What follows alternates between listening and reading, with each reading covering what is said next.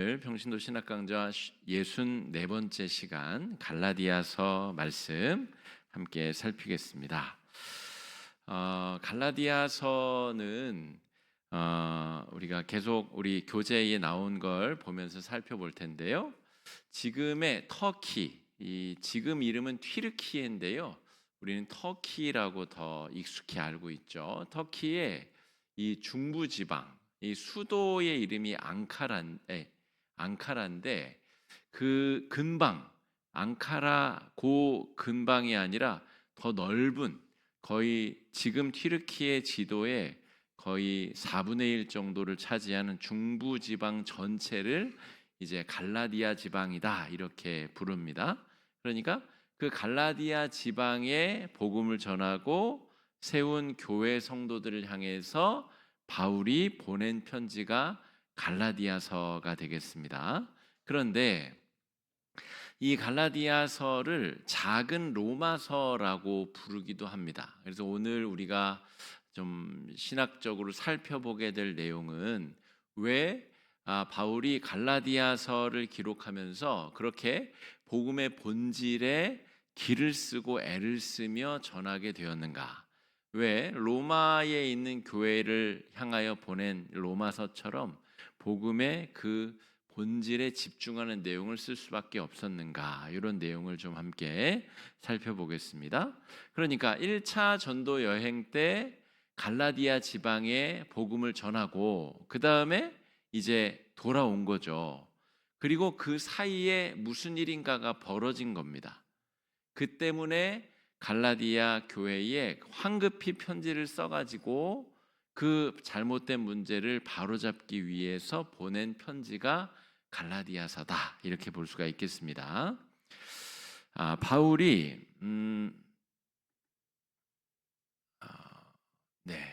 바울이 거점 선교를 위해서 이동을 하면 예루살렘 교회에서 온 사람들이 복음의 본질을 왜곡하였습니다. 1차 전도 여행 때는 더군다나 그랬습니다. 그래서 바울이 이곳저곳 이제 복음을 전하고 다니다가 이제 교회를 세우고 나면 예루살렘 교회에서 온 지도자들 혹은 지도자들이 보낸 사람들이 와서 이런저런 이야기를 덧붙이는 거예요. 그래서 바울이 전한 복음이 진짜 맞나? 그래서 다시 예전으로 돌아가는 일들이 펼쳐졌다는 거죠. 15장 1절에 그러니까 1차 전도 여행과 2차 전도 여행 사이에 이 예루살렘 사도회의가 벌어지게 되는데 그 사도회의가 벌어지는 15장 1절 말씀을 한번 같이 읽어보겠습니다. 시작. 어떤 사람들이 유대로부터 내려와서 형제들을 가르치되 너희가 모세의 법대로 할례를 받지 아니하면 능히 구원을 받지 못하리라 하니. 자, 이렇게 얘기를 했다는 거예요. 예루살렘으로부터 내려와 가지고 형제들에게 가르치되 너희가 모세의 법대로 할례를 받지 아니하면 구원을 못 받을 것이다. 그러니까 믿음으로만 구원을 받는 게 아니라 너희들 할례도 받아야 돼. 음식물 먹을 때 이런저런 규정도 지켜야 돼. 그런 이야기를 하고 돌아다녔다는 거죠. 그러니까 바울이 열심히 씨앗 뿌리고 이제 새싹이 날 때까지 기다렸다가 딱 보고 이제 옮겨갔는데 다른 유대에서 온 사람들이 와가지고 다 새싹을 짓밟아 놓고 다시 원점으로 돌이키게 만들어 놨다라고 하는 겁니다. 그러니까 얼마나 이 바울의 속이 타겠어요? 그래서 다시금 편지를 써가지고 너희가 어떻게 복음으로부터 그렇게 쉽게 돌이킬 수 있겠느냐라는 표현을 씁니다. 할례와 음식 정결법을 지키지 않는 복음은 온전하지 않다고 하면서 바울의 복음을 깎아내렸다라고 하는 거죠. 예를 들어서 제가 우리 교회는 이 가운을 입는다거나 하는 것에 조금 더 자유가 있잖아요. 제가 그렇게 설교하였고 성도님들을 그렇게 교육하였고 겉으로 보여지는 의복과 외형적인 것보다 본질과 내용이 훨씬 더 중요하다 이렇게 우리가 함께 성경을 공부했잖아요. 그런데 어떤 사람들이 와가지고 뭐 증경총회장이라는 사람이 와가지고 예를 들어서 아이 그거 잘못됐어. 강단에 올라갈 때 무조건 까만색 양복 입고 넥타이를 꼭 해야 되고 어쩌고 저쩌고 하면 제 속이 뒤집어지겠어요? 안 뒤집어지겠어요? 그것뿐이 아니라 지금 바울은 본질이 흔들리는 것 자체를 지금 다른 사람들이 와서 자기가 있는 때도 아닌데 자기가 그 자리에 있으면 싸우고 맞서서 겨루고 할 것 아니겠습니까?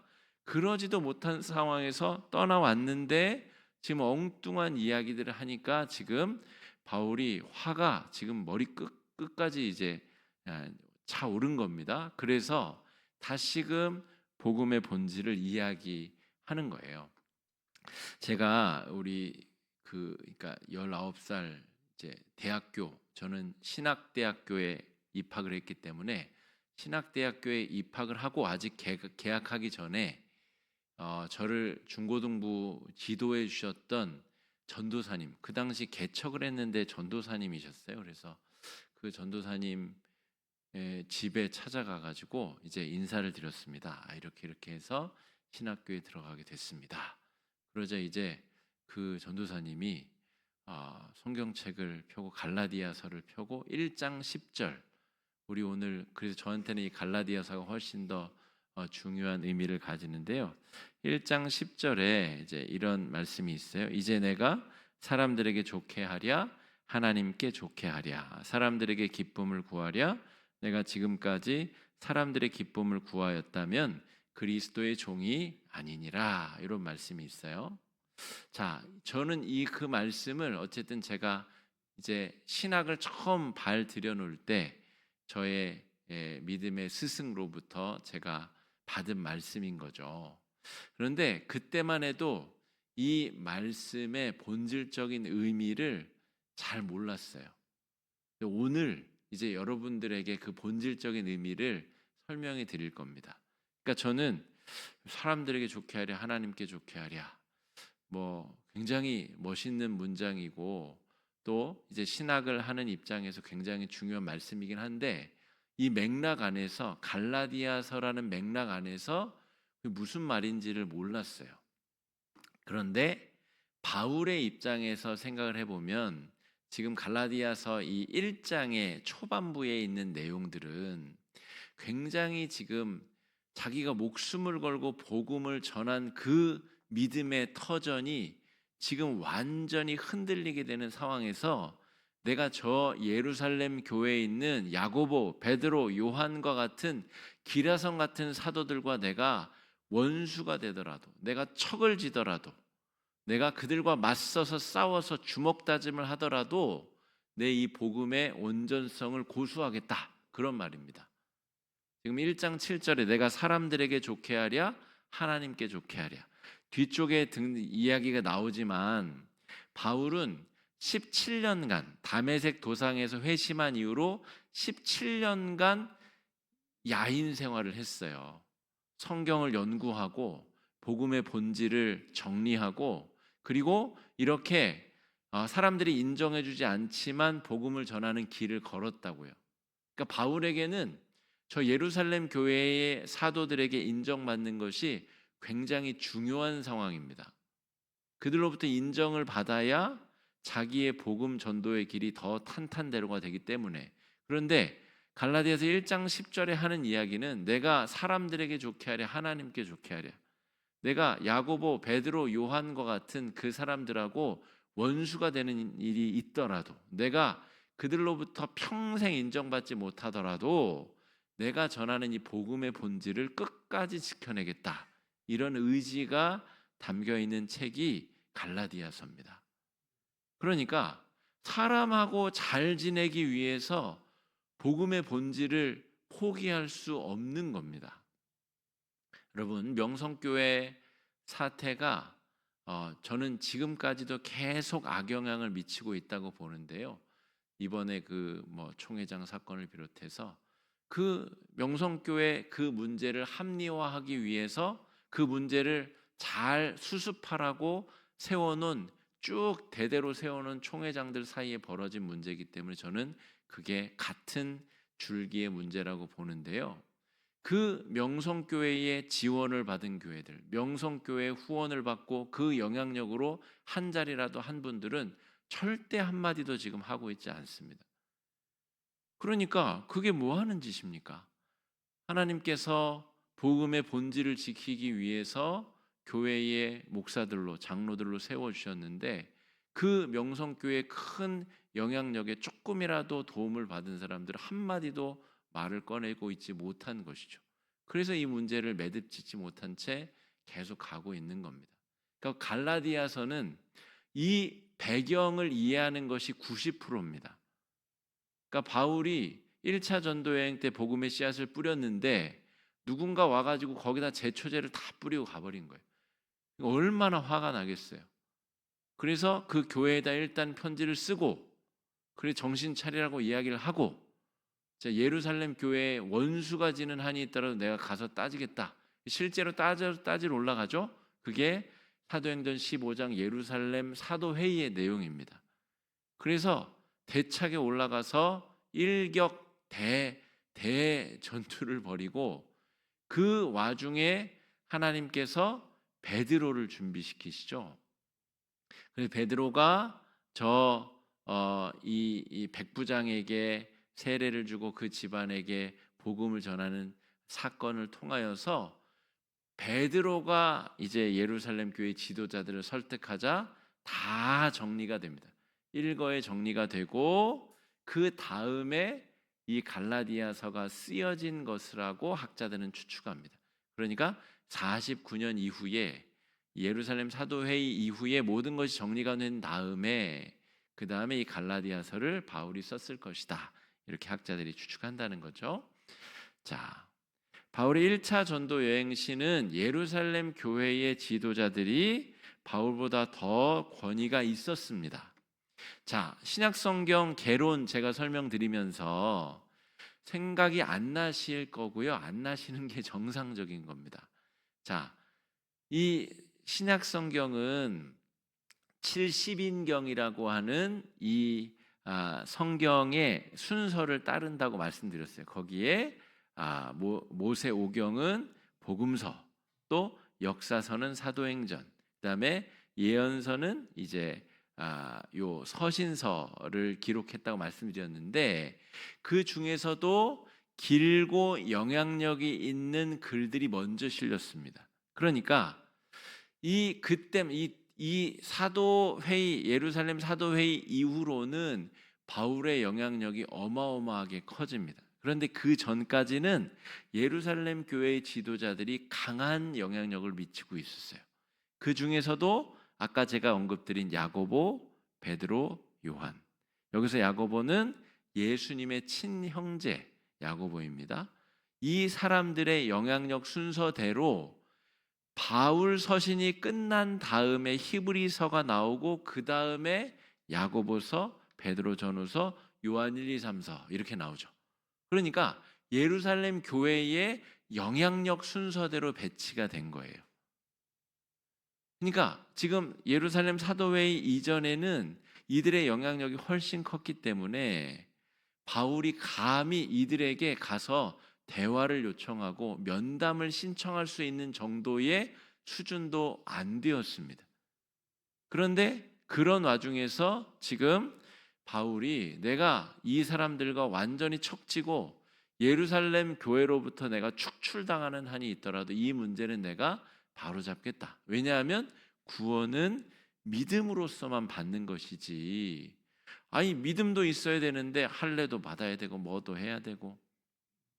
여러분 무언가를 이렇게 바꿀 때에는 제일 중요한 거 한 가지를 딱 바꿔놓고 나머지는 다 완전히 깨트려 놓고 중요한 걸 딱 박아놓고 나머지를 부분 조정해야 됩니다. 그렇지 않으면 이것도 만족시키고 저것도 만족시키고 그러려면 죽도 밥도 안 되는 거죠. 이걸 패러다임 전환, 패러다임을 완전히 바꿀 때에는 완전히 싹 쓸어내고 제일 중요한 걸 딱 박아야 됩니다.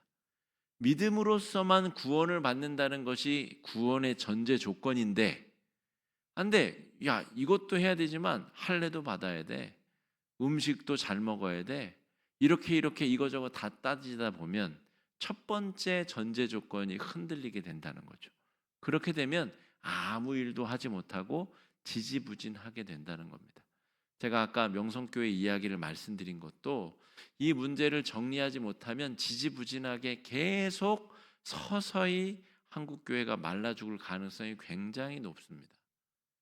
빨리 마무리를 지어야 되는데 이거를 빨리 마무리 짓지 못하고 지금 어영부영 가고 있는 거죠. 이번 총회에서도 세습금지법 부결을 헌의가 올라왔다는 거예요. 그런데 그게 압도적인 표 차이로 그것이 부결된 것이 아니라 거의 3분의 1은 찬성, 3분의 2가 반대여 가지고 가까스로 부결된 이게 지금 우리의 현 주소라는 말입니다. 얼마나 병들었는지를 스스로 모르는 거예요. 외부에서 일반 9시 뉴스, 8시 뉴스에서는 너 지금 위암 3기야 이렇게 얘기하는데 교회만 모르는 거예요. 지금 우리 괜찮은데? 명성교회는 괜찮죠. 명성교회는 사람들 많이 모이니까 괜찮은가 보죠. 한국교회가 다 죽어가는데 아무 문제의식을 못 느끼고 있는 게 이게 큰 문제라고 하는 겁니다. 자, 그래서 지금 이 문제는 이 바울과 예루살렘 교회의 문제, 옛날 2000년 전의 얘기, 우리랑 아무 상관없는 거 아닙니까? 그게 아니라 지금 우리의 현대 우리 개신교회 한국 교회의 문제이기도 하다는 거죠. 성경에 있는 이슈가 지금 우리의 이슈이기 때문에 이것이 진리라고 우리가 말한다 하는 것입니다. 자, 그래서 당시에는 예루살렘 교회의 사도들이 훨씬 더 권위가 높았어요. 바울은 야, 너 와서 말 한마디 해 그런 입장이 아니었다는 거죠. 그냥 저 어디서 그냥 예수 믿어가지고 자기 혼자 애쓰고 다니는 복음 전도자라는데 제가 하고 다니는 얘기를 들어보니까 영 마음이 탐탁치가 않은 거죠. 그래서 바울이 다니는 곳마다 사람을 계속 보내고 있는 겁니다. 예루살렘 교회에서. 야, 가가지고 좀 잘 가르치고 와. 할례도 받아야 되는데 저 바울이라는 놈이 이상한 말 하고 다닌다더라. 그런 상황인 겁니다. 이 배경을 이해하는 것이 갈라디아서를 이해하는 거의 90%입니다. 이게 이해가 되면 나머지는 그래서 바울이 이런 이야기를 했구나. 바울이 그래서 그런 거구나. 그것이 이해가 된다는 거죠. 자, 갈라디아서로 돌아와서 갈라디아서 1장 6절 말씀 읽어보겠습니다. 시작. 그리스도의 다른 복음을 따르는 것을 내가 이상하게 여기노라. 그 90% 배경이 이해가 되면 이 말씀이 이해가 되죠. 이제 아니 금방 복음을 떠나가지고 다른 복음을 따랐단 말이야. 예루살렘의 예루살렘 교회에서 몇 사람이 와가지고 할례 받아야 된다고 얘기하니까 그곳에 또 그냥 귀가 팔랑팔랑하다가 넘어갔단 말이냐라고 지금 바울이 화가 나가지고 편지 1장 6절이면 이제 인사말 끝나자마자입니다. 바로.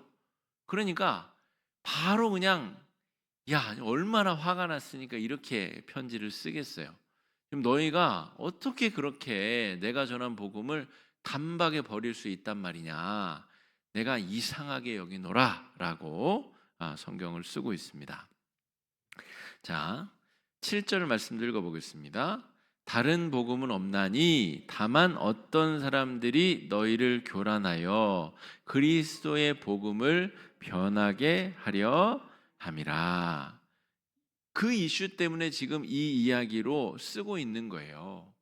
구원은 믿음으로만 받는 거야. 다른 어떠한 첨가물이 들어갈 수 없어. 다른 어떠한 대가, 할례 받았다고 해서 구원받고 할례 안 받으면 구원 못 받고, 그러면 여러분 여성들은 어떻게 해요? 그러면은 할례 받기 이전에 8일 이전에 뱃속에서 죽은 영아들은 어떡합니까? 여러분, 그러면 이 이방인들은 이 복음을 듣고도 여러 가지 이유로 할례 못 받는 사람들은 어떡합니까? 그러니까 바울이 17년간 그냥 가만히 어디 숨어 있던 게 아닙니다. 17년간 뼈 빠지게 성경을 다시 연구하고 구약 성경을 다시 연구하고 구약에 예언된 예수님의 말씀들을 다 살피고 예수님이 왜 그런 말을 왜 그렇게 하셨는지를 곰곰이 묵상하여 이 믿음으로서만 구원을 받는다고 하는 이 위대한 이 교리를 이야기했는데 지금 그것이 지금 다 수포로 돌아가게 생긴 마당에 지금 바울이 화가 머리끝까지 난 겁니다. 자, 갈라디아서는 그래서 주 49년도에 예루살렘 사도회의가 열린 것으로 보여지는데 그 이후에 이 모든 것이 다 단판을 짓고 정리가 된 다음에 갈라디아에 다시 보낸 편지로 추정이 된다라고 하는 것이죠. 자, 갈라디아서 2장 1절 말씀 한번 읽어보겠습니다. 14년 후에 내가 바나바와 함께 디도를 데리고 다시 예루살렘에 올라갔나니.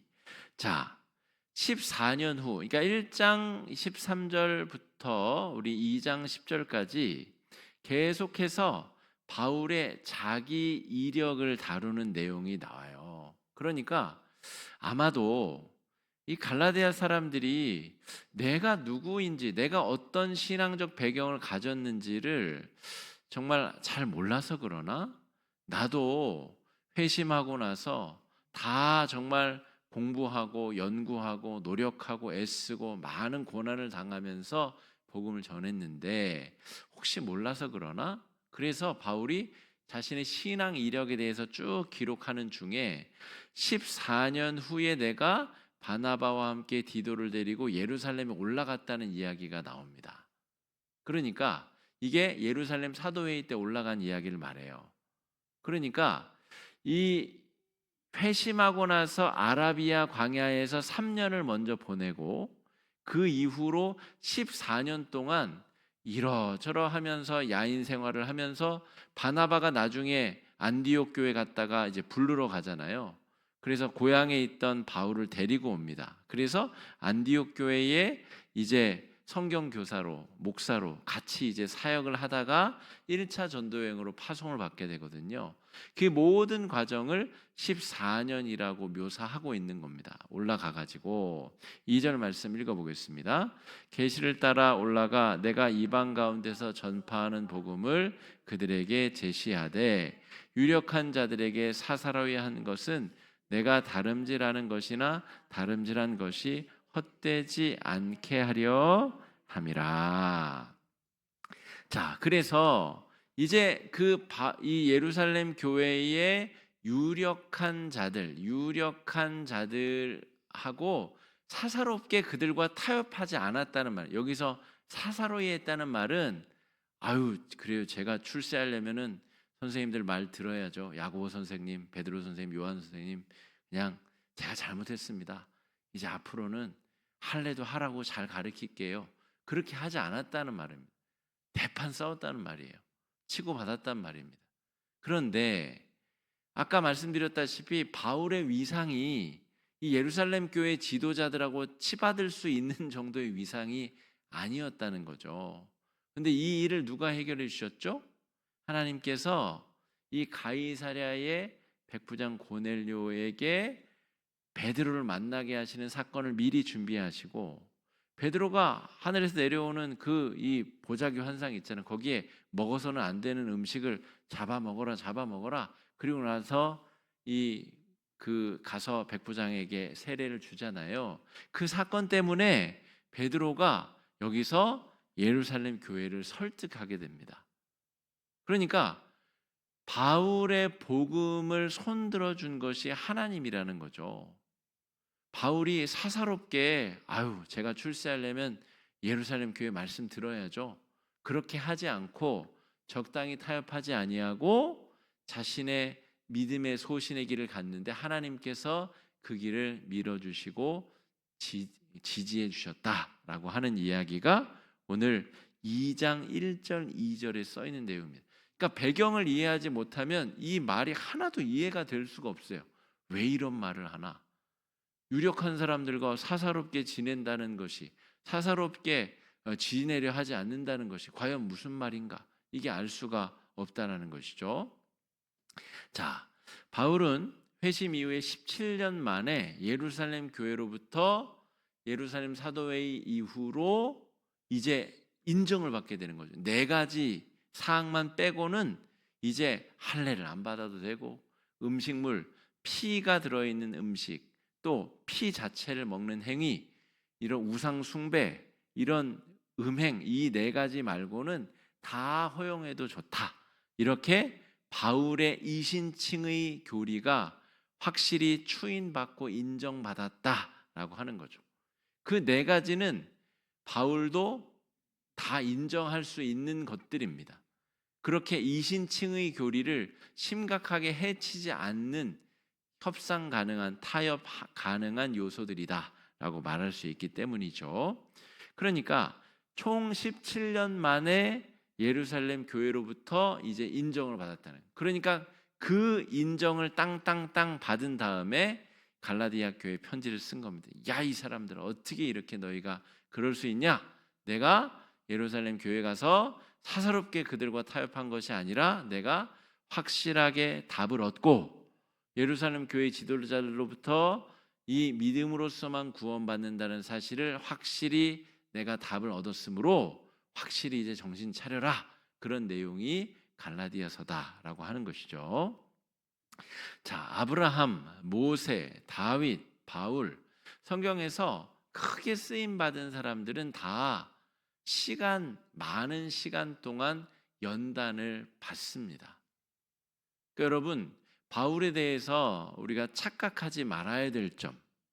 그러니까 바울이 보니까 저 힐렐파 바리새인에 속한 가말리엘 문화에서, 그 목사님이 그러는데 하버드 나오고 저 프린스턴에서 박사 받은 사람이라던데 어마어마한 실력을 갖춘 위대한 문인, 위대한 철학자라던데 위대한 학문적 성과가 있는 사람이라던데, 그러면 하나님께서 저 사람을 통해서 이신칭의 교리를 정리하려고 그 사람을 딱 데려다가 바로 이신칭의 교리를 정리하게 해서 복음을 전하게 하셨구나 라고 착각하지 마시라는 겁니다. 그렇게 똑똑한 바울도, 그렇게 대단한 이력을 가진 바울도 17년간 무명생활, 예루살렘 교회 지도자들로부터 인정받지 못하는 삶을 살았다라고 하는 겁니다. 그러므로 여러분, 우리에게 닥치는 기다림의 시간들, 고난의 문제, 역경과 환난의 문제들, 여러분, 우리가 이 성경의 여러 인물들이 연단으로 또 그걸 통해서 훈련받고 하나님의 때를 기다리는 과정, 이 모든 것과 우리가 연결지어서 생각할 수 있어야 된다는 거죠. 여러분, 우리 목장 모임에서 우리 가족 구원의 문제를 위해서 끊임없이 기도하시는 성도님들, 제가 우리 목장 보고서 이렇게 보게 되면 늘 같은 기도 제목이 적혀 계신 성도님들 계신데, 그 성도님들도 좀 그런 기도 제목을 말하기가 좀 민망하신 것이 그 종이에 느껴집니다. 이걸 벌써 수년째 기도하고 있고, 근데 계속해서 모임 때마다 이 기도 제목을 이야기하는 것, 여러분, 그거는 민망할 일도 아니고 부끄러워할 일도 아니고 끊임없이 하나님께서 하나님의 때에 하나님의 역사를 이루실 때까지 계속 지속적으로 마음에 두고 기도해야 될 일이다라고 하는 것이죠. 내 마음의 욕심대로 구하는 일이 아닌 이상 끊임없이 믿음으로 기도해야 되고, 기도하면서 내가 연단이 되고, 또 그 기도를 받는 사람도 기도로 또 연결어지고 연단되고 한다는 것이죠. 자, 여러분, 바울이 나 진짜 내가 이렇게까지 내가 헌신하고 수고해야 되나, 이렇게까지 내가 무시당하고 매맞고 내가 저 유대교에서는 그렇게 잘 나가던 사람이었는데 하고, 바울이 그 17년을 못 기다리고 한 14년 만에 딱 돌아섰다고 생각해 봅시다. 그러면 지금 우리에게, 지금 대한민국 땅에 살고 있는 저와 여러분, 우리에게 복음이 전해졌을 가능성이 어떻게 될까요? 물론 다른 사람을 통해서 복음이 전해졌겠죠. 지난주에 우리가 공부한 대로 바울의 사명의식은 남달랐습니다. 내가 이걸 포기하면 하나님이 다른 사람을 들어 쓰실 거기 때문에 나만 손해다 이렇게 생각했다는 거죠. 그래서 17년을 견뎠는지도 모릅니다. 그러니까 여러분, 우리에게 주어진 이 시간들을 여러분 우리가 어떤 의미를 부여하며 지낼 것인가? 저도 담임 목사 목회를 시작한 지 7년째가 이제 시작이 됐어요. 7월 1일에 제가 부임을 했으니까 만 6년이 지난 거죠. 그런데 제가 돌이켜 보면 6년이나 내가 했는데 뭐 크게 달라진 것 같지도 않고 막 크게 부흥된 것 같지도 않고 그런 마음으로 계속 어떤 자기 한탄 또 이 지나간 시간들을 무의미하게 평가해 버리면 저는 그 모든 시간들을 다 허비하고 낭비하는 것이 됩니다. 그런데 돌이켜 보면 그렇지 않습니다. 그 기간 동안 코로나라고 하는 위기도 넘겼고 이렇게 저렇게 준비하고 이렇게 저렇게 하나님의 나라를 함께 만들어 갔고 또 그 와중에 이런저런 흔적들이 여적들이 남았고 또 앞으로 하나님께서 이 시간들이 지나면 또 언제 어떻게 하나님께서 어떻게 일하실지 전혀 알 수가 없다는 거죠. 그리고 그 사이에 또 적절한 일꾼들을 하나님께서 보내셔서 빈자리들을 메꾸시고 또 하나님께서 이렇게 저렇게 꼭 필요한 순간에 또 필요한 돈도 보내주시고 사람도 보내주시고 그런 모든 것들을 다 나열하자면 시시한 시간이 절대 아니었다라는 것을 저는 고백하게 됩니다. 남들이 어떻게 보든지 저에게는 중요하지 않다는 거죠. 남들이 뭐 시시하게 볼 수도 있고 뭐 이렇게 볼 수도 있고 저렇게 볼 수도 있고 근데 저에게는 그게 그렇게 느껴지지 않는다는 것이 중요하다는 거죠. 저는 제 얘기를 드린 것인데 우리 성도님들은 각자의 인생의 과정 안에 지금 내가 바울의 17년 중에 내가 14년째일 수도 있고 16년째일 수도 있고 17년째일 수도 있는데 자신의 삶에 하나님의 때가 언제인지를 관심 가지시는 것이 굉장히 중요하다라고 말씀드릴 수가 있겠습니다.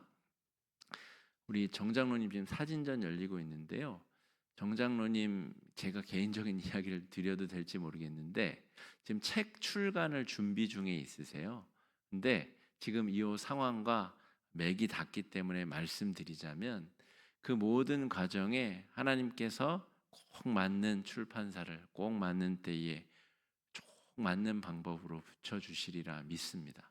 그 과정을 못 기다리면 그냥 자기 생각대로 자기의 타이밍대로 이렇게 가다 보면은 이게 상처받고 넘어질 수밖에 없는데 하나님의 일은 그렇게 진행되지 않고 하나님께서 일하시는 때에 하나님의 방법대로 진행된다는 것에 대한 믿음이 있어야 또 기다릴 수도 있고 또 준비할 수도 있고 그렇게 된다는 거죠.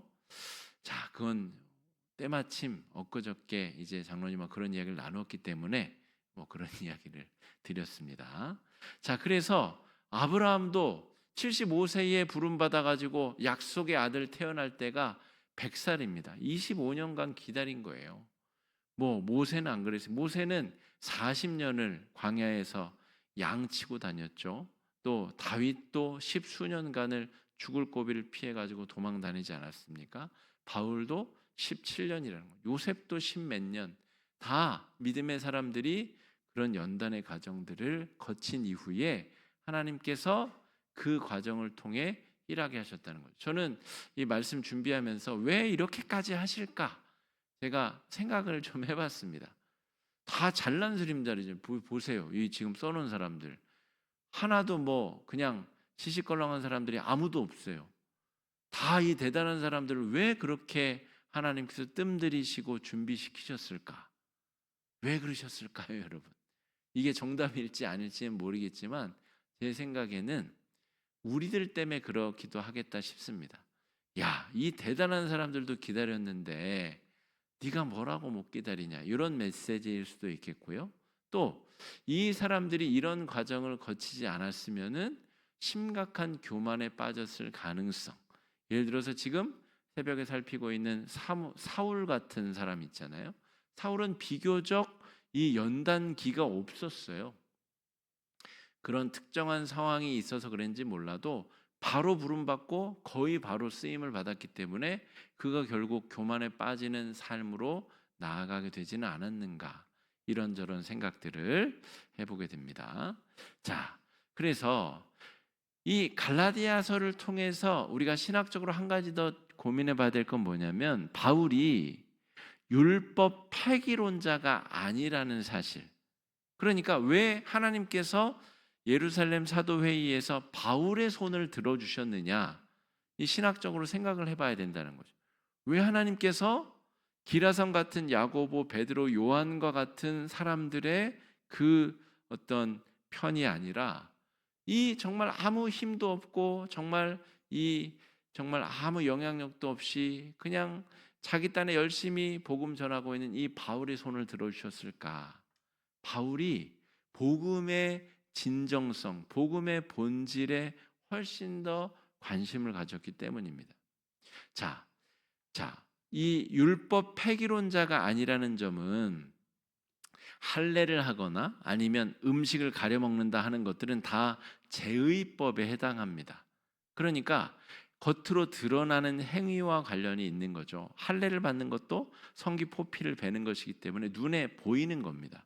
그런데 그 눈에 보이는 것보다 더 중요한 도덕법, 그러니까 서신서 뒤에 보면 로마서에서도 12장에서부터 16장까지가 어떻게 살아야 되는지에 대한 내용이 나오잖아요. 할례를 했느냐보다 더 중요한 거는 어떻게 살 것이냐. 뒤쪽에 5장 22절부터 23절 성령의 9가지 열매가 나오는 이유도 그래서, 정말 율법의 본질은 그 율법을 통해서 어떻게 어떤 마음을 가지고 살 것이냐, 성령의 열매를 맺고 살 것이냐가 할례를 했느냐 안 했느냐보다 훨씬 더 중요하다는 신학적 입장을 가지고 있다는 겁니다. 그러니까 바울이 믿음만 있으면 되니까 할례 안 받아도 되고 마음대로 살아도 돼, 그렇게 이야기한 것이 아니라, 할례를 안 받는 것은 안 받는 것이지만 할례 받은 것보다 더 열심히 성령의 열매를 맺으며 살아야 됩니다. 그것이 할례의 증표와 똑같은 그리스도인의 증표입니다. 이 이야기를 하고 있는 거예요. 그러니까 이것이 핵심입니다, 여러분. 할례 받지 마, 이제 편리하게 하나님 믿어, 그 얘기가 아니라 할례로 증명하려 하지 마시고 성령의 열매로 증명해야 됩니다. 훨씬 더 어려운 이야기를 바울이 하고 있다는 것을 기억해야 됩니다. 그래서 예수를 믿는 사람은 세상의 가치관을 벗고 예수 그리스도로 새 옷을 입는 사람이다, 이렇게 바울이 가르치고 있어요. 자, 갈라디아서 3장 27절 말씀 읽어보겠습니다. 시작. 누구든지 그리스도로 옷 입었느니라. 28절. 너희는 유대인이나 헬라인이나 종이나 자유인이나 남자나 여자나 다 그리스도 예수 안에서 하나이니라. 여러분, 이게 안 되면 할례를 백날 받아도 아무 소용 없다는 거예요. 예수 믿었는데 어이구 너 종이지, 나는 자유인이야, 그러니까 넌 나보다 밤늦게 먹어야 돼, 너는 나랑 같은 자리에 앉아서 예배드릴 수 없어, 이런 세계관을 가진 자들은 할례를 아무리 받아도 구원 못 받는다는 겁니다. 내가 구원받았다는 것은 유대인이든 이방인이든 자유인이든 종이든 예수 안에서 평등하게 보이는가, 평등한 관계 안에 그 사람들을 대하는가, 이게 바로 성령으로 열매 맺는 사람들의 증거이자 예수 믿는 것에 보이지 아니하는 증거라는 거예요. 할례 같은 보이는 증거가 중요한 게 아니라 보이지 아니하는 세계관의 변화가 일어났는가, 이게 로마서의 핵심적인 내용이다라고 말할 수가 있겠습니다. 자, 그리스도인은 그래서 성령의 열매를 통해서 신앙의 진정성을 드러낼 수 있는 사람이어야 된다라고 하는 것이죠. 자, 5장 22절 23절 읽어보겠습니다. 시작. 오직 성령의 열매는 사랑과 희락과 화평과 오래 참음과 자비와 양성과 충성과 온유와 절제니 이 같은 것을 금지할 법이 없느니라. 그럼 제가 평신도 신학 강좌를 계속하면서 성도님들께 강조하고 있는 바는요, 성령의 9가지 열매 못 외우셔도 상관없어요. 왜냐하면 그냥 성경책 펴면 써 있는데 이걸 외우느냐 못 외우느냐는 중요하지 않다니까요. 정말 중요한 것은 이 배경을 이해하고 있느냐, 갈라디아서가 어떤 배경에서 쓰여졌는지를 이해하고 있느냐, 이 9가지 열매를 왜 이야기하고 있느냐. 바울이 이신칭의 복음을 전했는데 예루살렘에서 온 사람들이 제초제 뿌리고 갔다는 거예요. 그래서 화가 나가지고 예루살렘 교회에 올라가가지고 대판 싸우고 나서 자기가 원하는 답을 얻어냈어요. 그래서 땅땅땅 이 당회록에 기록을 했다는 거예요. 공회의록에 기록해가지고 믿음으로서만 구원을 받는 겁니다. 다만 4가지만 빼고, 그래서 음행, 우상의 우생 숭배하는 거, 그다음에 피 묻은 음식, 피 이것만 아니면 괜찮다는 거예요. 할례 안 받아도 되고 음식 안 가려 먹어도 되고 그렇다는 거예요. 그러니까 그렇게 됐기 때문에 당신들은 이제 할례 받지 않게 편하게 사시라는 말이 아니라 그것으로 증명할 수 없기 때문에 여러분의 삶이 성령과 동행한다는 것을 증명해내야 됩니다. 그 이야기를 하는 거예요. 종을 형제 자매로 여길 수 있습니까? 여러분이 유대인인데 이방인들을 내 형제요 자매요 내 핏줄처럼 보고 여길 수 있겠습니까? 그걸 질문하고 있는 거예요. 얼마나 무시무시한 질문을 던지는 겁니까? 당신들이 성령의 9가지 열매를 통해서 할례 받은 것처럼 내가 그리스도로 옷 입었다는 걸 증명해낼 수 있겠습니까? 그렇게 살아야 우리는 진정으로 구원받은 그리스도의 사람들입니다. 이 이야기를 하고 있는 거예요. 그러니까 몇 장에 뭐가 써있고 성령의 9가지 열매는 뭐고 그런 건 몰라도 됩니다. 다 책 보면 나와 있는데 성경책 펴면 확인할 수 있는 걸 뭐하러 외웁니까? 진짜 중요한 것은 이 배경, 왜 이런 말을 했고 왜 이렇게 하라고 했는지, 성령의 9가지 열매가 왜 갈라디아서 5장에 등장하는지를 배경적으로 아는 것이 100만 배는 훨씬 더 중요하다, 이렇게 강조드릴 수 있겠습니다. 지금 우리가 계속 공부하고 있는 내용이 다 똑같은 겁니다. 구체적으로 1장에 못 써있고 2장에 못 써있고 그게 중요한 게 아니고, 그거는 저처럼 목사들이나 외우면 됩니다. 신학교 들어갈 때 밤새서 외우는 게 그런 건데 목사들이나 외우면 돼요. 왜 그것이 왜 그런지 그런 것들을 우리가 살피고 이해하는 것이 중요하다, 이렇게 말씀드릴 수가 있겠습니다. 제가 오늘 유난히 흥분해가지고 말씀을 드렸네요. 왜냐하면 수십 년 교회를 다녔는데도 이런 이야기를 처음 듣는 분들이 많아요. 그리고 또 이런 강의의 필요성을 잘 못 느끼시는 분들도 굉장히 많습니다. 그런데 이 밤이 지나면 이제는 66권 중에 적어도 갈라디아서는, 그 지난주에 고린도 전후서는 또 다른 눈으로 우리가 볼 수 있고, 또 다음번 우리가 읽을 때는 그랬지, 이런 내용이었지, 우리가 알 수 있어야 또 성장할 것 아니겠습니까? 그런 기대감을 가지고 우리가 계속해서 또 다음 시간에도 같이 공부할 수 있으면 좋을 것 같습니다. 오늘 우리가 4가지 기도 제목 가지고 같이 기도했으면 좋겠는데요. 첫 번째는 이것입니다.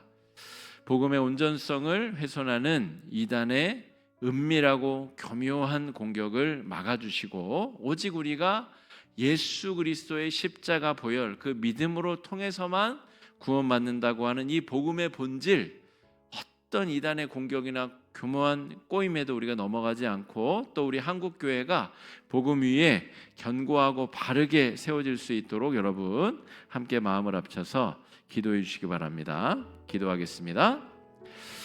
사랑해 주님 은혜를 감사합니다. 하나님 아버지, 우리의 신앙이 말씀 위에 본질 위에 올바로 세워질 수 있도록 인도하여 주시기를 간절히 소망합니다. 바울이 갈라디아 지방에 복음을 전했는데 예루살렘 유대로부터 온 사람들이 그 복음을 엉망으로 만들고 다 짓밟고 복음 위에다가 거짓된 것을 뿌리고 갔으니 바울이 얼마나 속이 상했겠습니까? 하나님 아버지, 우리 한국교회 위에도 한국교회의 본질을 좀먹고 있는 여러 가지 잘못된 범죄들, 잘못된 것들 주님께서 싹 다 물리쳐 주시옵시고, 또 한국교회를 좀먹고 있는 이단의 교묘한 공격과 교묘한 계책들을 주님께서 다 물리쳐 주셔서 한국교회가 말씀 위에 복음 위에 바로 세워질 수 있는 역사 허락하여 주시옵시고 인도하여 주시기를 간절히 소망합니다. 우리가 연약하고 부족하여서 우리에게 전해진 이 귀한 복음의 본질을 지키고 있지 못한 것은 아닌지 잘 돌이켜보게 하여 주시옵시고, 하나님의 거룩한 능력과 인도하심 가운데 믿음으로 나아가 승리할 수 있도록 역사해 주시옵시고 인도해 주시옵시고 함께하여 주시옵시고 주장하여 주시옵시고 인도하여 주옵소서. 두 번째 기도 제목입니다. 바울이 17년 동안 연단을 받음으로 복음 전도자로 더 굳건하게 세워진 것처럼 우리도 말씀과 삶으로 또 연단되어서 우리에게 임한 여러 가지 고난의 문제, 내 뜻대로 되지 아니하는 여러 가지 문제들을 정말 연단의 도구로 삼아서 복음에 합당한 전도자들로 또 세워지게 해달라고 이 시간에 함께 기도하며 나아가겠습니다. 기도하겠습니다. 사랑해 주님, 은혜를 감사합니다.